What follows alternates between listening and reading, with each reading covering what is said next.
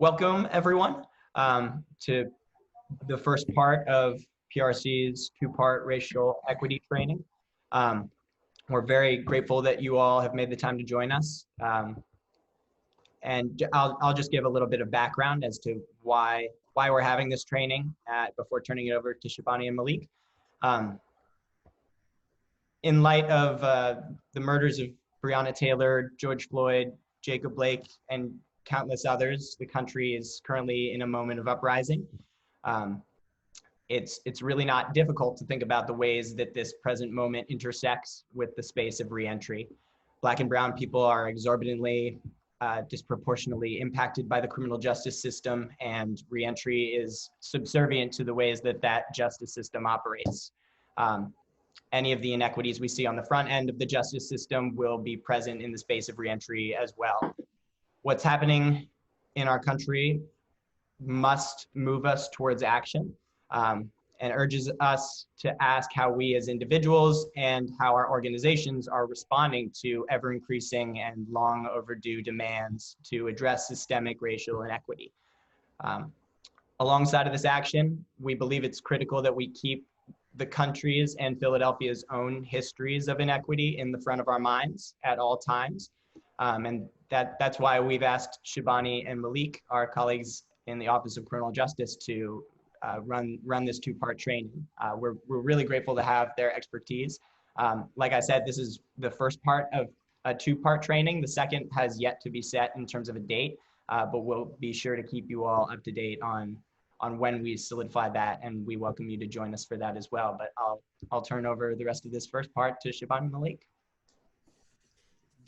Good morning, everyone. Once again, thank you for taking the time out of your day to come and be with us for this training. Before we get started, I like to always get people in a better frame of mind, somewhat in a silly way, but nevertheless, I still like to do it. So I can't see everyone, but the people that I can see on my screen, Jessica, I definitely can see you. I'm going to ask everyone if they could put their hands up like this and make sure they're in the camera so I can see them, right? Yeah. I'm going to ask everybody to put their hands like this. Turn them in towards each other. Close them. Put one arm down. Don't matter which one you put down. Take your hand and make the okay sign. I see everybody. I want you to take this and put it on your chin. I got some people. Take this and put it on your chin.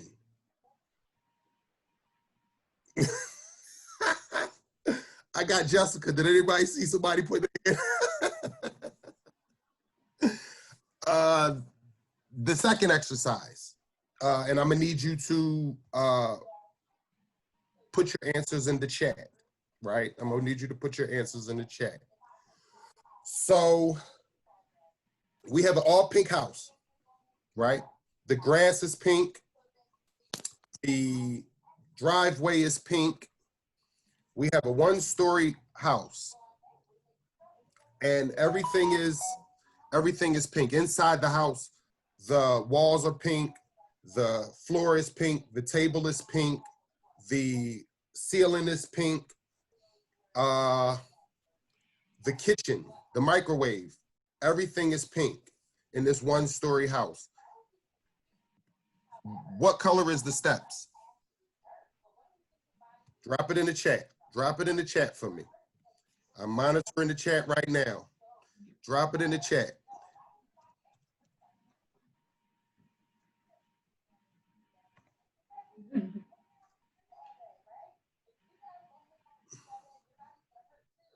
Somebody said the steps was pink.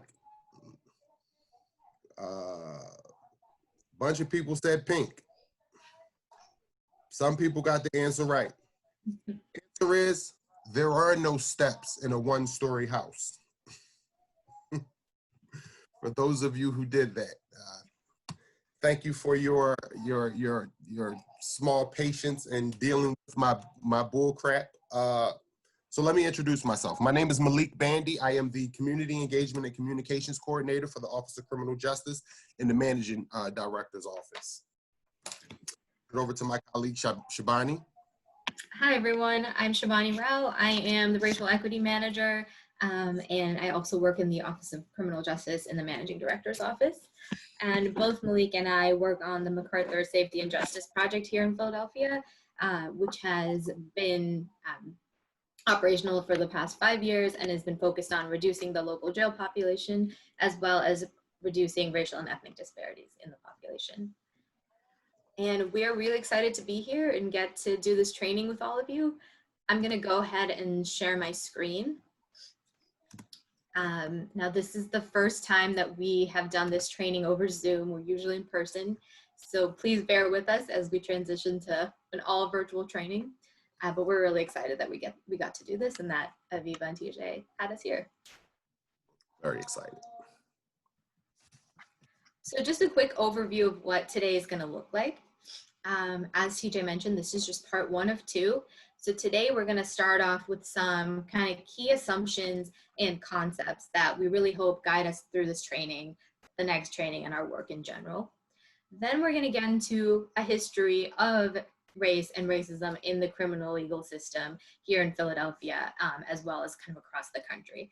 It's a big chunk of information, but we will do our best to kind of make it short and make it digestible in this time period, and really give us some takeaways.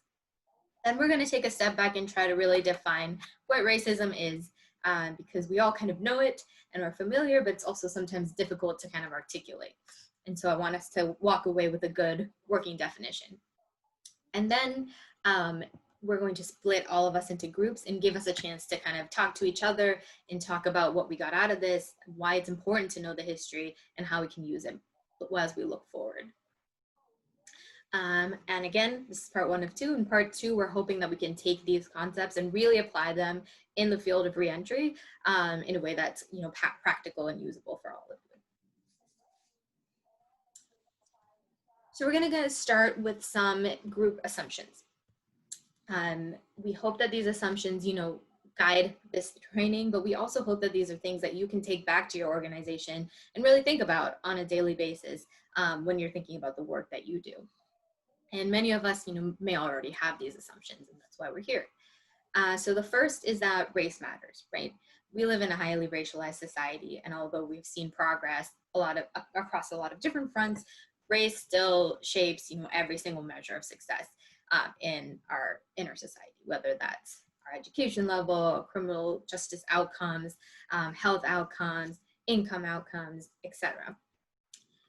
And so that's like the key principle underlying this. Also, we want to set an assumption that race is not just individual race that we're talking about, racism, but we're talking about institutional and systemic racism, right?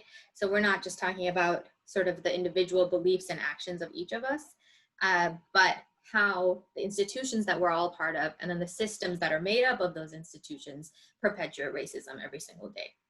And that makes it a lot more complicated, right? If it was just a matter of kind of rooting out individual people, that might make it simpler. But when we're talking about racism that's baked into kind of every level of our society, that makes it trickier to deal with. So we are individuals. We still have agency, right? We're all part of institutions and systems that shape outcomes based on race every day. And it's really up to us to do the hard work of figuring out why these inequities persist at every level. And we'll get into this more. And finally, our last assumption is that we have a responsibility for advancing racial equity in the justice system, right?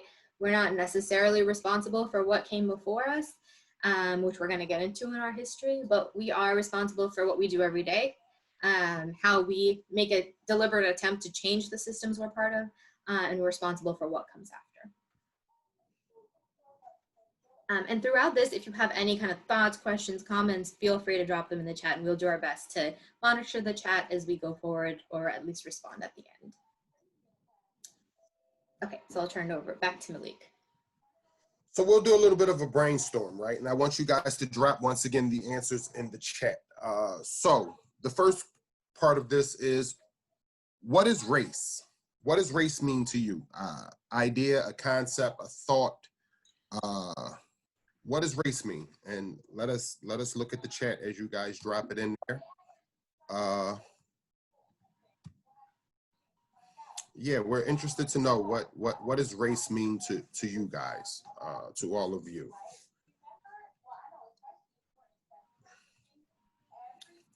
Social construct, that's a good word. Colonialism, that's another good word. Division, yeah, I like these words. These are good words. And as you're thinking about what race means, I want you guys to also think about what does ethnicity mean, right, to you? What does ethnicity mean? Once again, the thought, an idea, a concept, self-serving construct that has become structural and operationalized. Awesome. Social construct, as white people, I was, as a white person, I was able to go for a lot of my life without thinking about my race. So yeah, what does ethnicity mean and what does race mean? And we'll give you guys about another 60 seconds to do so. Identity, cultural identity. Another way to categorize a group.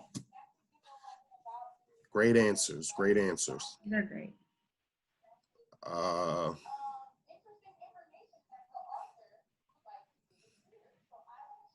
A group based around identity and narrative.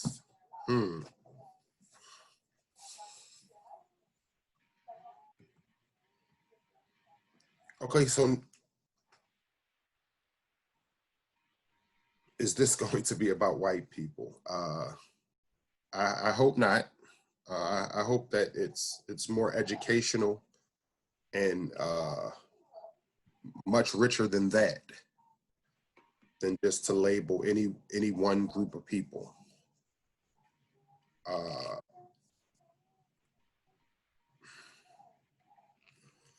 So now we want to put up the definition of what race and ethnicity are. Oops, sorry, accidentally stopped the share. Give me 1 second. Okay, so here are two kind of working definitions. Race, a social construct that categorizes people based on physical characteristics and ancestry to justify inequitable distributions of resource and power. Ethnicity, a social construct that divides people into smaller social groups based on characteristics such as a shared sense of group membership, values, behavioral patterns, language, political and economic interests, history, and ancestral geographic base. So what are the differences between race and ethnicity, right? So race seems to appear to be a category that's more so about physical characteristics and almost individualized in a way, right? Still dealing with inequity, still dealing with power in some sense, right? And ethnicity seems to be more of a group or a shared understanding, right? Once again, still having that power structure to it, but and still dealing with behavioral patterns, right? So one seems to be more of I don't want to necessarily say an external thing, and then the other seems to be more of a collective shared understanding, right? But what do they have? Go ahead, Shivani. And I think these two concepts can operate, really different ways. Like there is an idea of symbolic ethnicity for certain groups of people. So maybe groups of people that are read as white, ethnicity becomes something optional that you can kind of choose to exhibit, choose to associate yourself with, say to celebrate a holiday or to eat certain foods. But it's also something that doesn't necessarily have to label you.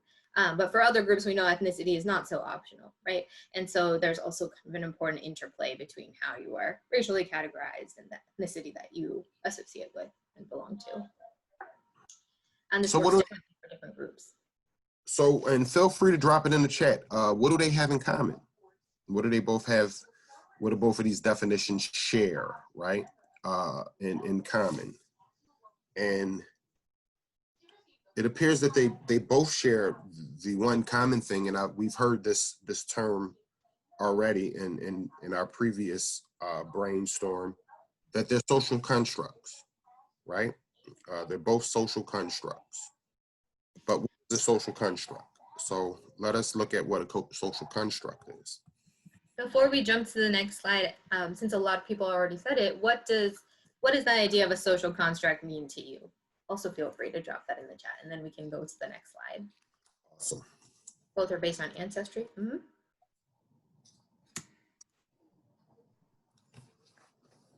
Okay, we can move right along to kind of the definition, but feel free to drop things in the chat if the definition. Both are based on ancestry, mm-hmm. norms, no biologically based position. Okay. Exactly. So when we say race and ethnicity are social constructs, we mean that they're categories that are drawn in society and redrawn to divide people, put them into groups. And this is done for social, economic, and political reasons. And it's done to establish and maintain power structures, right? So it's about putting people into groups and then establishing power relations between those groups. So, when we think about race, we can't really divorce it from this concept of power. When we think about race in America, we can't divorce it from slavery. We can't divorce it from segregation, right? Race is not just about identity, but it's about groupings of people that are created in order to justify and maintain power relations. And as someone said in the chat, there's no biological basis for race, right? And what this means is that you can't look in my gene pool and my genome and determine that I'm Indian, right? Humans are genetically very, very similar, and there's often a lot more variation within racial groups than there are across racial groups. That being said, things like ancestry, geography, environment, those are real things, and those are things that shape people, shape populations, and often race ends up being a stand-in for those phenomena. But just to reiterate, race itself is not kind of like a naturally occurring category, right? And this is really important for us to keep in mind, because although this is the consensus and biological racism has been debunked for quite some time now, we still see, certain traits being ascribed to racial groups. And we know that there's no basis for this. There's also plenty of examples that kind of show us the fluidity of race, the fluid nature of racial categories, right? These have changed and been reshaped over time and space. So one good example of this is that immigrants coming to the US from Europe in the early 20th century, groups like Italians, Irish, Jewish people, were all considered to be non-white when they first got here. Their specific racial group wasn't specified, but it was clear that they were not, part of the dominant white racial group. Over time, that's changed, right? Another similar example is that until about 1920, Mexican people were considered white in the United States on census. And of course, that's changed. In various parts of our history, what was considered Black also changed, depending on which state you were in, and varied dramatically across state lines.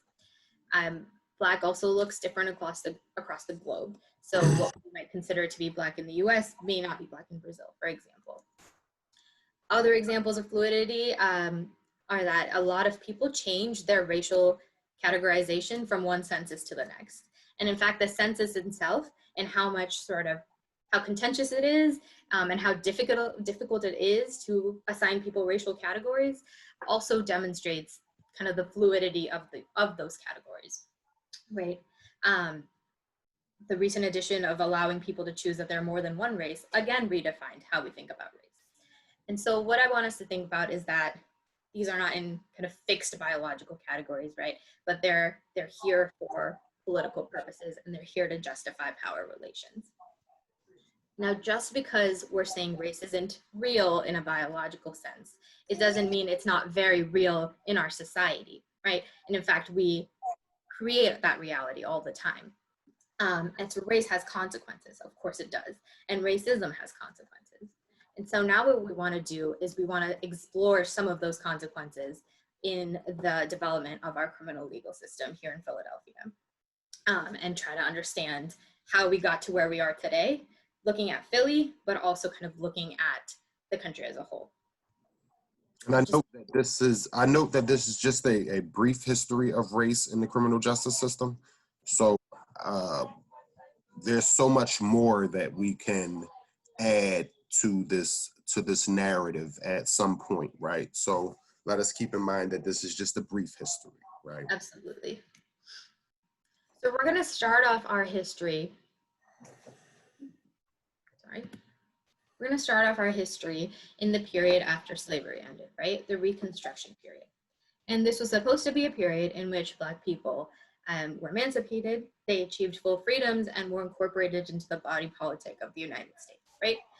But we all know that that did not pan out as planned, and that the widespread racial and economic anxiety that resulted amongst white people in the South really thwarted any efforts towards equality, freedom, and inclusion that were promised or envisioned during this period.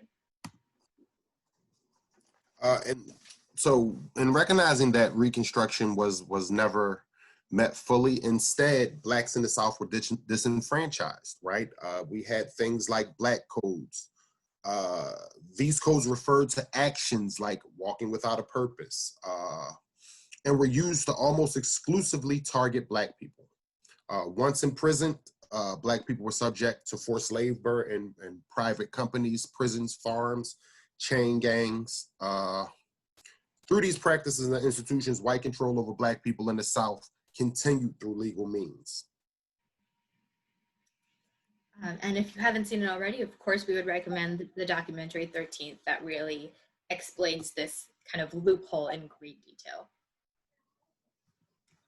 We're now going to move on to a brief discussion about lynching. And so we wanted to just put a warning that the next slide contains some really difficult imagery. And so please step out if you need to. Okay, so the period after slavery ended through the mid-20th century was also characterized by a period of domestic terrorism, right? Lynchings were used as a tool to instill terror, intimidate, and assert racial dominance. As you can see in this picture, lynchings were often public spectacles that white families came to witness. If you're interested in learning more, I would really recommend a report on lynchings by Equal Justice Initiative, which really has dug into this history like no one else has. Equal Justice Initiative has documented over 4,000 what they refer to as terror lynchings across 12 southern states between 1877 and 1950. It's important to note that these lynchings often were in response to things that weren't necessarily crimes, or they were just based on alleged crimes, but they were also based on kind of transgressions of the social and racial order of the day, right? Or perceived transgressions. Although they were extrajudicial, it's important to note that lynchings had a very close relationship with the criminal justice system at the time. So lynchings were often aided by law enforcement or who participated, or at least turned a blind eye. Lynchings often occurred on courthouse lawns or in front of jails. Very few people who committed lynchings were ever convicted, right? And lynchings are still not considered a federal hate crime. Over the last 120 years, there have been numerous attempts to introduce bills in Congress that would do this, and repeatedly they have stalled and stalled and stalled. And that's even as recently as this summer. So also during this period, in response to the campaign of terror that was taking place in the South, millions of Black people left in waves throughout the 20th century. They settled in northern cities like Philadelphia, in western cities like California, right? And if we can actually trace back some of our own lineage. I know myself personally, you know, my mother was born in Philadelphia, but my grandmother was born in Alabama, right? And my father's family was born in Virginia, right? So that migration from south to north kind of laid the groundwork and kind of reshaped the demographics of this country as we know it, right? And I'm sure if some of you trace back your lineage, you'll find that we claim Philadelphia, but a lot of our family members and elders, they are from deep down south, right?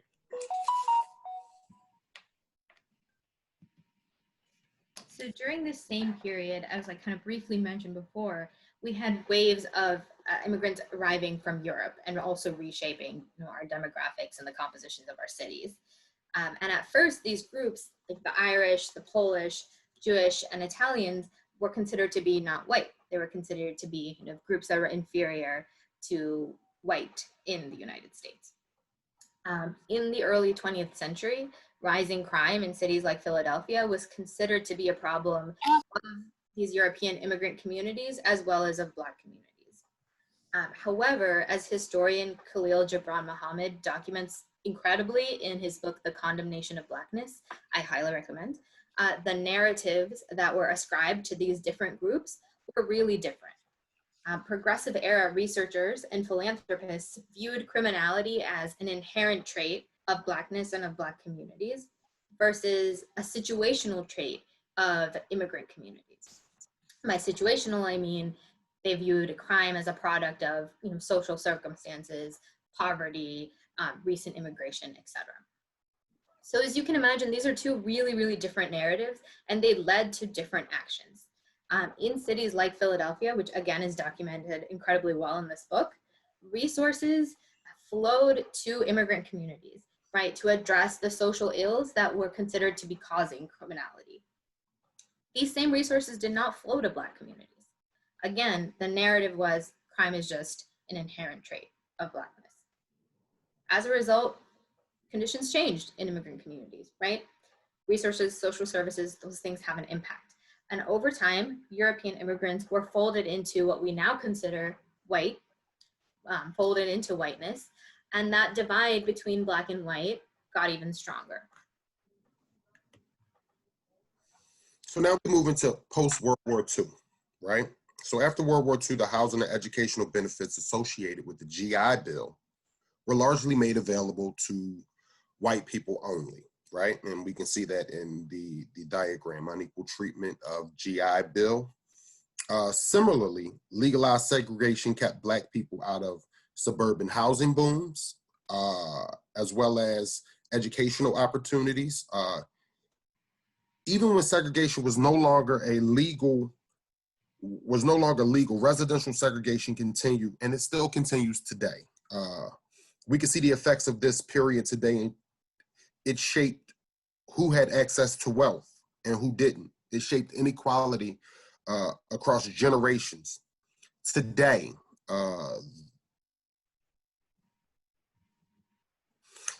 the wealth gap in the average white household is the wealth in the average in an average household is 6.5 times the wealth average of a Black household.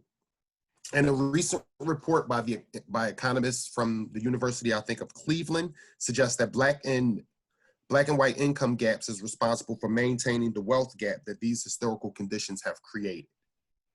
So we have things like, and right after the GI Bill, you know, I'm sure we're all familiar with redlining. So that was just an example of how today's society, where a white family in the 50s had the ability to acquire property, which then they could pass down to generations, and those generations were able to take out loans on those houses or mortgages on those houses and start businesses or send their kids to college, whereas though, you know, Black people wasn't afforded that luxury. Wealth also, we know, buffers against unforeseen events, right? So the wealth gap is really important in times like this when we're in a global pandemic, and wealth is going to help you be able to stay at home and stock up on supplies and deal with medical bills, right? And from all kind of research that we know that is coming out, the wealth gap is probably worsening during this period.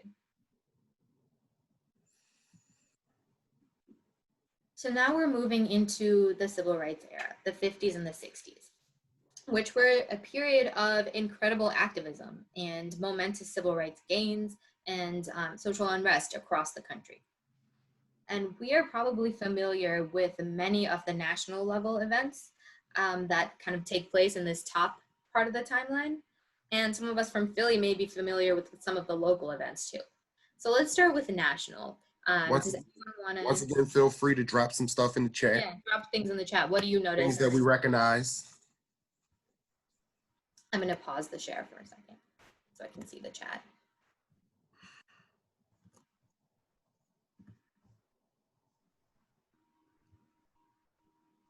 Yes, absolutely. Some folks noted that it's important to note there were 4 million free slaves without any support system. Right. Any kind of attempts at a support system, say like the Freedmen's Bureau, was not funded and never had any teeth at all. So it's an important point.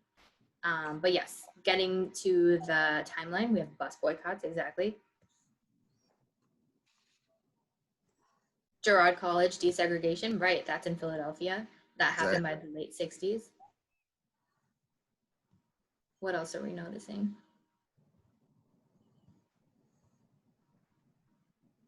Sit-ins, up here in the national, taking place across the country. Voting Rights Act, absolutely.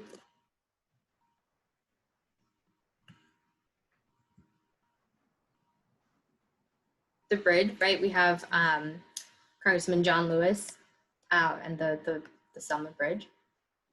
MLK, of course. Yeah, the church bombing in Birmingham.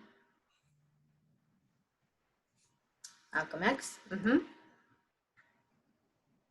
What else is going on in Philly at this time, if there are Philly folks on here?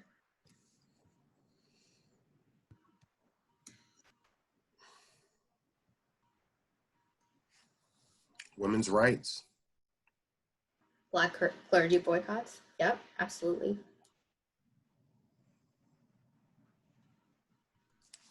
So you all covered a lot of important events and a lot of important trends that were happening during this period. And I think we kind of hit, can everyone see my screen? I'm not sure if the sharing's working. You can see the screen? I can see it. Okay. We hit a lot of the events that happened. I wanted to hit on Emmett Till right here, right?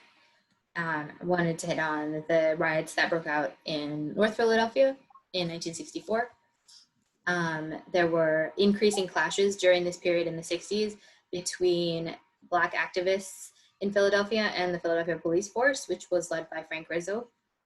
In particular, Black students here are shown protesting, requesting more Black history classes in school curriculums, and were met, by pretty brutal response by police forces. Any other things I'm missing in the chat before I go on? I can't actually see it while I'm looking at the slides. I got you. Thanks.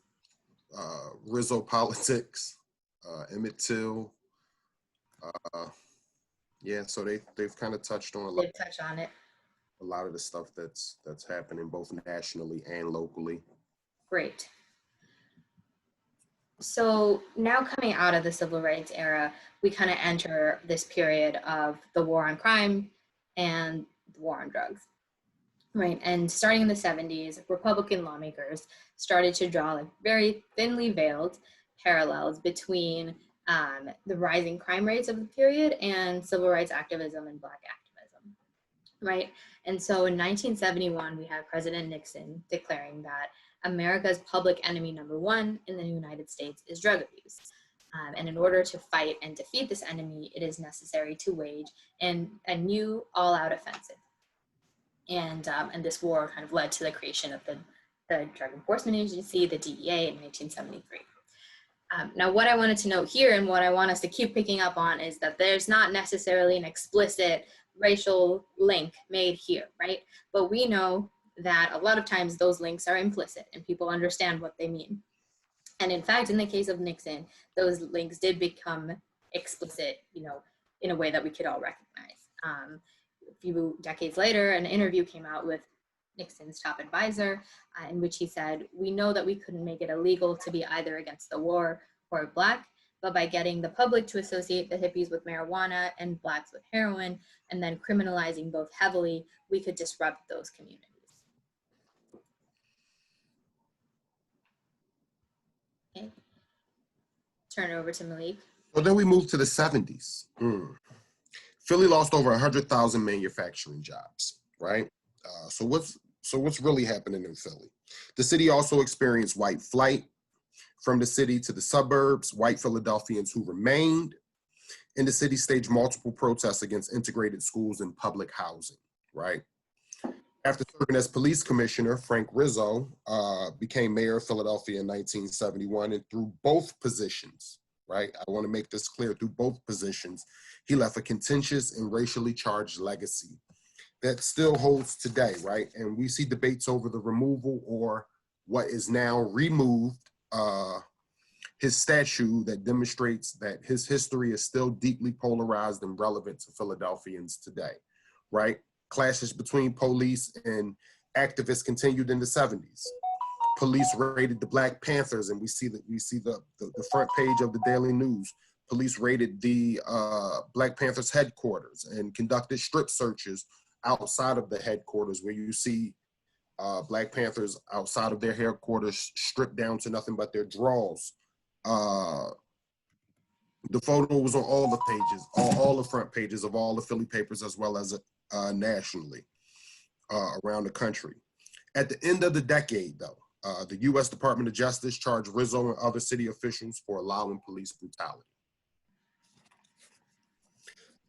Through the 70s and the 80s, Philadelphia police had numerous confrontations. Numerous confrontations with Black activists. One in particular, the MOVE group. One incident resulted in the death of a police officer in 1985. These confrontations came to a head when city police and fire engaged in a standoff with MOVE. Mayor Good, at the time, who was mayor, approved the use of a bomb against MOVE, against the MOVE compound. It resulted in a fire that killed 11 individuals, 5 of which were children. It destroyed 61 houses on that block. The Philadelphia Special Investigations Commission later deemed that the use of the bomb was unconscionable. And we see today that there's continuing calls for the city to kind of issue a formal apology for this. So to recap, we've had the 70s and the 80s, right? We've had the war on crimes and the war on drugs. And this is putting into place our major incarceration apparatus throughout the United States. And we know that incarceration hits Black and Latinx communities the hardest, right? So there's no way to talk about mass incarceration without talking about racism and without talking about racial disparities. So during this period, 70s and 80s, we are seeing crime increase. We're also seeing sentences get harsher. One really important example of kind of harsh sentencing that is purportedly race neutral, but still had really, really racially disparate impacts is federal sentencing guidelines for cocaine, right? There's a 100-to-1 sentencing disparity between crack versus powder cocaine. They're the same substance. Crack cocaine was more widely used amongst Black communities. Give me 1 second. I'm going to mute that.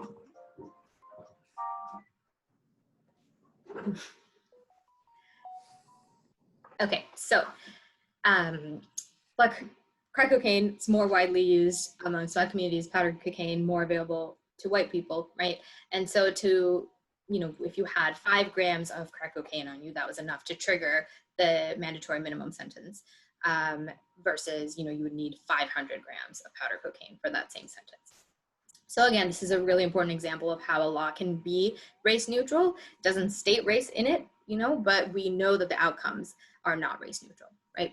And we may not be able to see such clear examples today, but it's important for us to train ourselves to look for these impacts in the policies and the procedures that we ourselves are kind of involved in overseeing, reviewing, creating. And it's taken, over 30 years for some of this disparity to be undone at the federal level. So to come back to the left side here, we're seeing sentences get a lot harsher during this period. We're also seeing increasing law enforcement presence, surveillance in low-income communities of color throughout the country and in Philadelphia, right? If you are interested in learning more about the expansion of law enforcement during this period, starting in the 60s through federal programs, I would definitely recommend looking at Elizabeth Hinton. She has a book written called From the War on Poverty to the War on Crime, The Making of Mass Incarceration in America. And she really traces kind of the expansion of law enforcement over these decades through new funding, through new programs, through new technologies. And that expansion, as we know, led to greater presence in communities of color.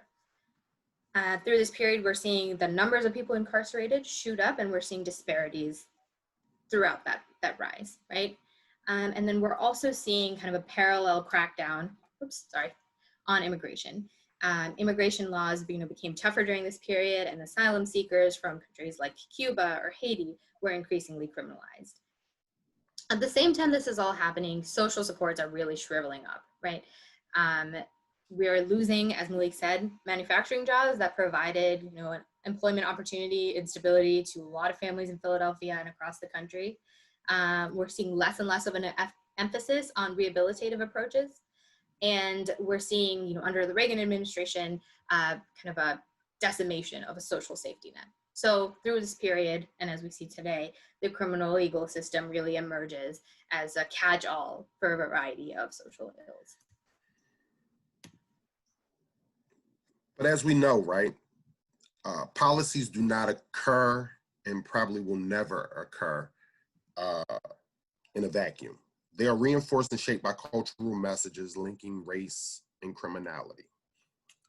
Here we have, three prominent figures, two locally and one nationally. We have Bill Clinton, Lynn Abraham, and for those of you who don't know the last picture, it's a picture of Roger King. We have some prominent national and local examples of dog whistle politics, which is when politicians— That's the next slide. Oh, I'm sorry. You're fine. I'm sorry. I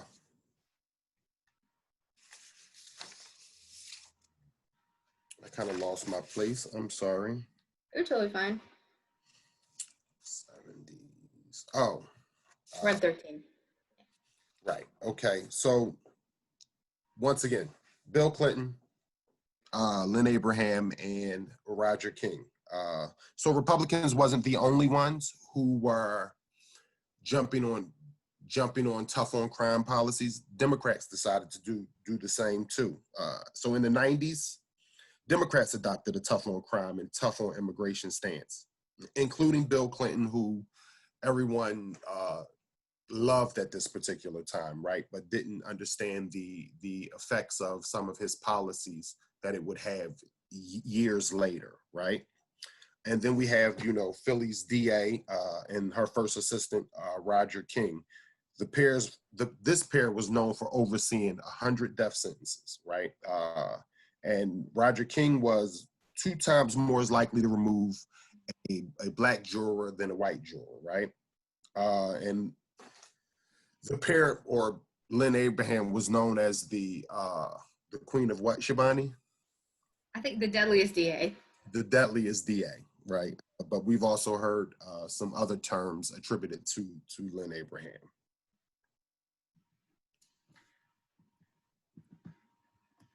So by the early 1990s, crime is starting to fall. Violent crime and property crime is starting to fall.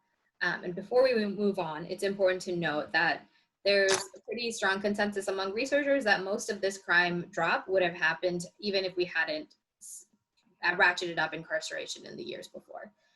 So the relationship between growing incarceration and dropping crime, very fuzzy at best. During this period, we also see arrests start to drop. But confusingly, we see incarceration continuing to rise. These trend lines are slightly made up, so don't worry about those. But that's the general trend. So this kind of raises the question of why incarceration continued to rise when crime is actually dropping, right, through the 90s and early 2000s. John Path is a researcher who has put forward like a really interesting and important possible theory for why this was the case. And his theory really focused on the expanding role of the prosecutor during these years. Prosecutors really grew in numbers, but they also grew in toughness. During this period, the probability that an arrest would lead to a felony charge rose sharply. So prosecutors may be a really important missing link in why incarceration continued to grow even when crime rates were dropping. It's also important to know that as case levels grew, funding for public defenders per case dropped dramatically between the late 70s to 1990s, even as overall budgets were increasing. In 1983 and in 1994, the American Bar Association called the funding situation for indigent defense a crisis. Now we move into slide. Okay, so policies do not occur in a vacuum. They probably never will. They are reinforced and shaped by cultural messages linking race and criminality, right? So on this slide, we have some prominent national and local examples of what dog whistle politics is. And please feel free to drop in the chat if you know any of these terms or remember any of these situations that occurred. Someone will be monitoring them. George W. Bush supporters aired the Willie Horton ad. And at this time, George W. Bush was, I want to go on record as saying he was losing the election, right?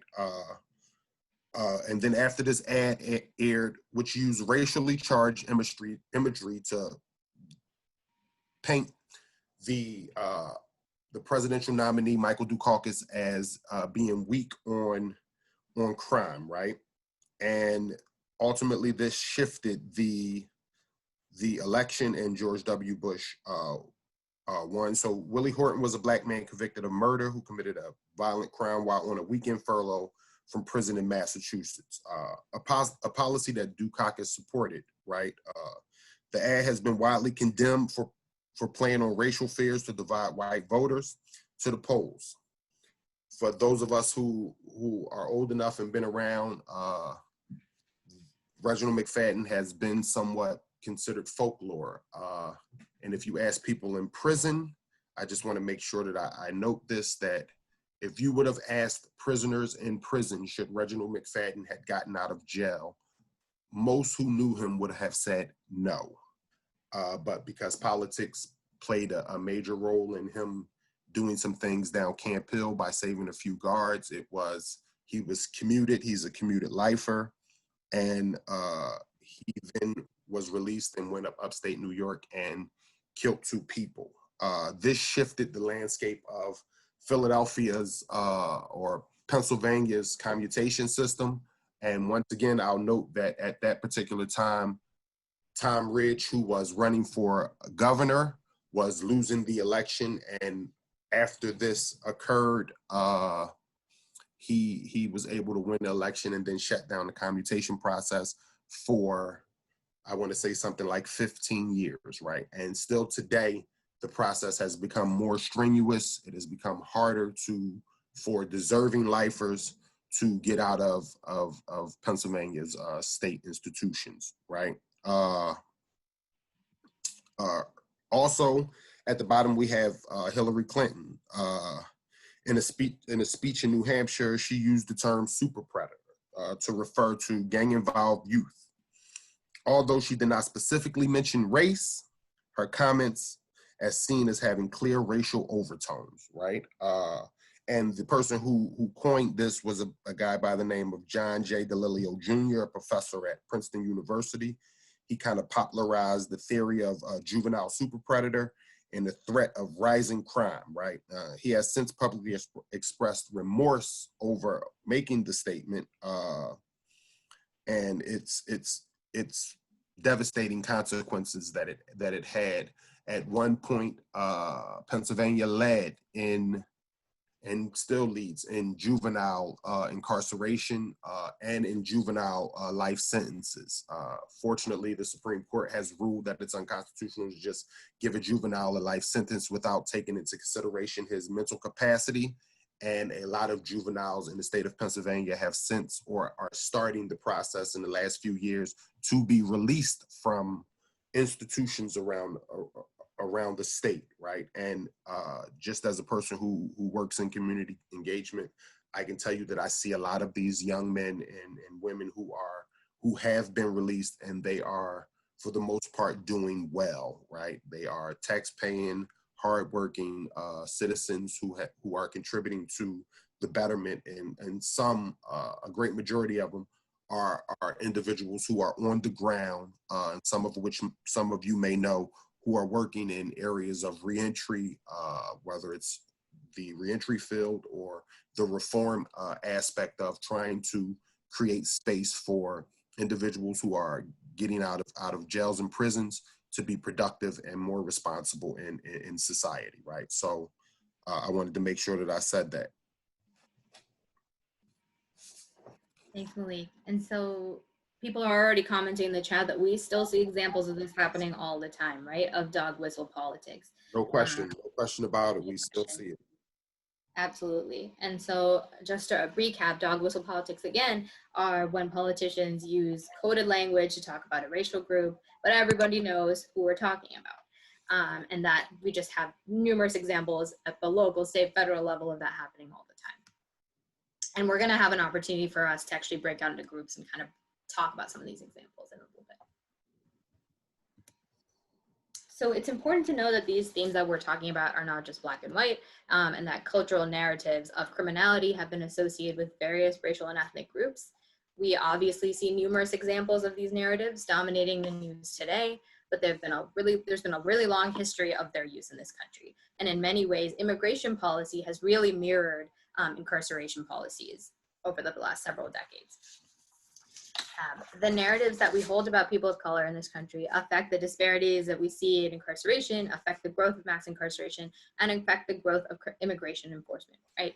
And increasingly there's overlap between the two to kind of result in what folks have termed crimmigration, right? And while we are not devoting a lot of time in this slide deck to talk about immigration, we have to always remember that the two are intertwined, and that could be a whole other presentation. So to recap, all of the trends, the policies, the cultural narratives that we talked about in the last 30 minutes or so culminated in the meteoric rise in our country's incarceration system, right? By 2017, 2.2 million people were incarcerated in jails and prisons across the country, which represents a 500% increase over the past 40 years. And those trends were mirrored here in Philadelphia. Between 1999 and 2008, the average daily population of the jails here in Philadelphia reached a peak of nearly 9,800 inmates by incarcerated individuals by 2009.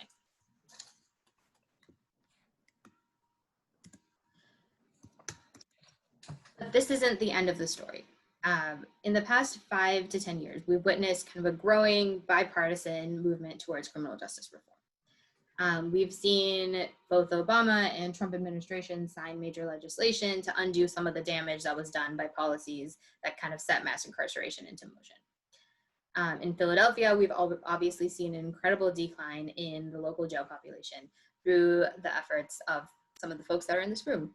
And this is Zoom. We've also seen growing calls for reform and a growing awareness of the harms of the criminal legal system, particularly, on communities of color. We've seen the rise of the Black Lives Matter movement during this period. We've seen growing awareness of police brutality and how it affects Black communities in particular. But we're still, not in that different of a place than we were before. And in particular, our criminal legal system is still very much marked by stark racial disparities. As of 2016, Black people were 5.9 times as likely as white people to be incarcerated in federal and state prison, and Latinx people are 3.1 times as likely. In Philadelphia, people of color now make up 91.5% of the jail population, and that is an increase over the past few years. And that is a vast overrepresentation of the populations of people of color in the city, which are around 65%.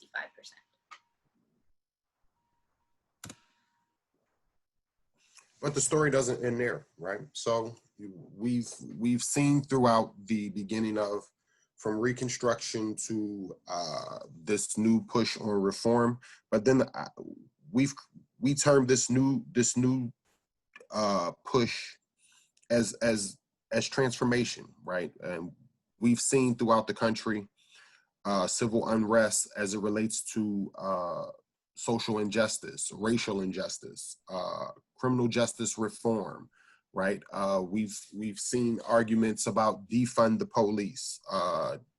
We've seen Black men still be shot, harassed throughout the country, right? But we've also seen that same energy and that same vigor that has pushed us throughout history to create change and to evolve and create a new way of living for all people, right? We see that in young people in Black Lives Matter or some of these other organizations that are fighting avidly for the transformation of a system. And the one element that we have today that we didn't have maybe 20 years ago or even 50 years ago is the ability to be visual, right? We can see these things every day in our society, right? And through social media, through the little computer that we carry in our pockets called the phone, right? So these conversations will continue and are continuing to grow. And at this particular point in our history, we hear people saying enough is enough and it's over and it's time to really create a new way of being and a new way of thinking, right? Right, and so we put this slide in because originally we had kind of ended the presentation last year on the reform slide. And we think we're in an even different space now, where we're thinking bigger about how we need to transform structural racism, across our society, but also really transform the criminal legal system. And we're talking about, redistributing resources and reallocating funds. What's that? Reallocating funds. Reallocating funds, as we've seen through the history, through numerous kind of government policies and programs, wealth has been stripped from certain communities, from Black and brown communities, throughout our history. And so we're really in this moment of thinking about how do we really rectify that? And that takes us to a conversation that's, bigger than we've even ever had as a country. So that concludes our history presentation.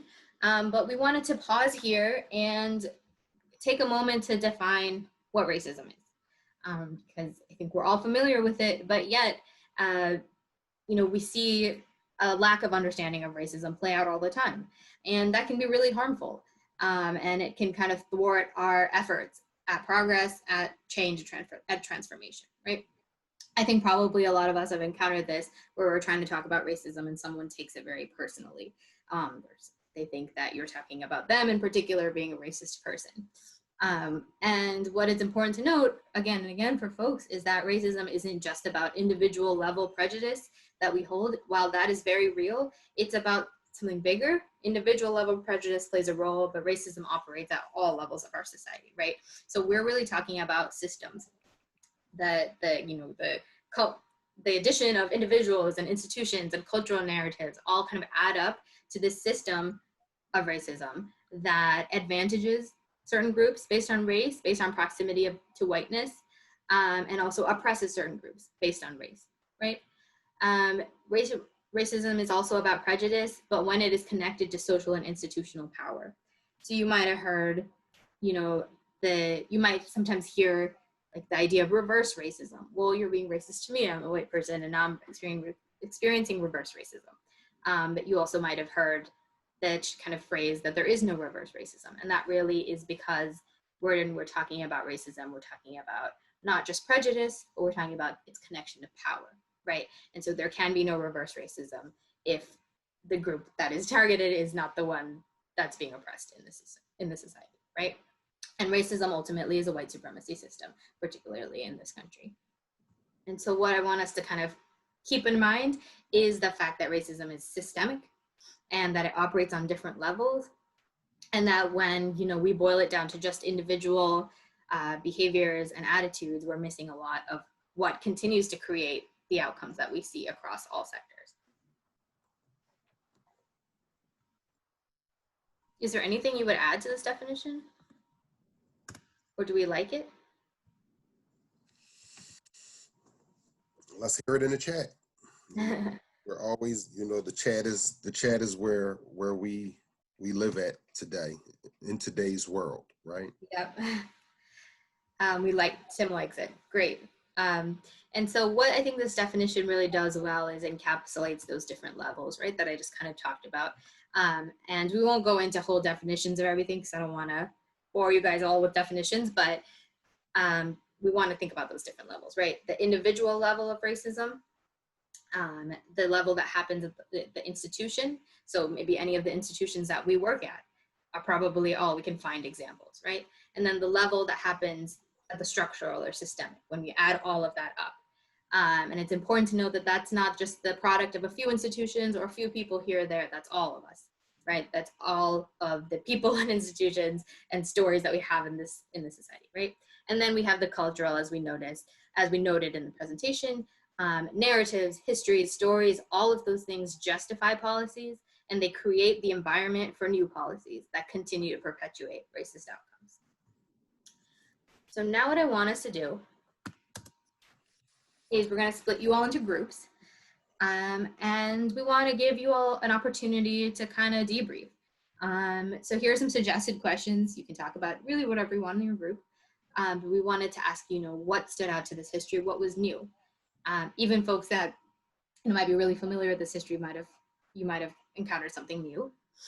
What examples, I want us to really pull this out, of cultural narratives and dog whistle politics do you see playing out today and justifying criminal justice policies today, either in Philly or nationally? There are already some great examples in the chat. Then I wanted us to really pause on why it's important to know this history. Why does it matter that we take the time to reflect on this? And I want us to really think about this, because I think we're in a moment where we are wanting to learn more history and kind of have conversations more than ever before. But I want us to always think about how do we link that to action, right? What do we take from this history and put into our work?